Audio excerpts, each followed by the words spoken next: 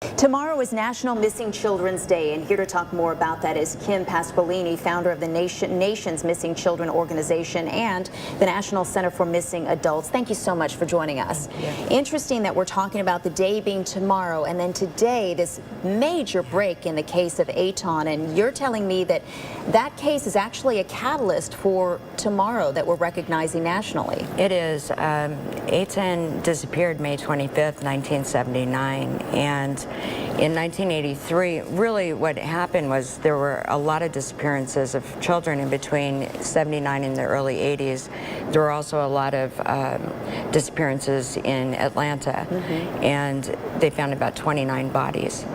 So what that did was it really raised awareness of the problem of missing children, and President Ronald Reagan took May 25th and proclaimed it National Missing Children's Day in 1983.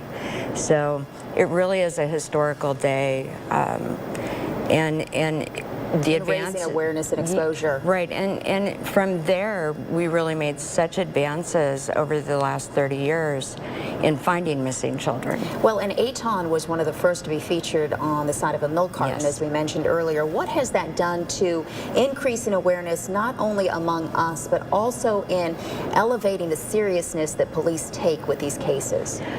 Well, after the proclamation of National Missing Children's Day, Congress then enacted, they required law enforcement to then work with the FBI and share information, because prior to that, it was like every state was their own jurisdiction. So now there is a requirement when a child goes missing that they must be entered into the National Crime Information Center with the FBI.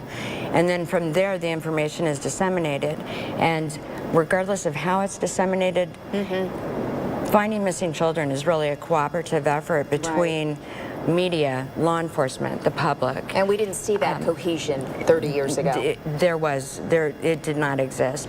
So now really it really takes everybody to be aware and to find missing children. The Amber Alert has recovered 600 children since. That's incredible. Yeah. Well, let's talk about the exposure, because at the outlet malls in Anthem, we saw an electronic billboard with pictures of missing children, and they're going to keep those photos on their website through June. Do people pay enough attention to these pictures and posters?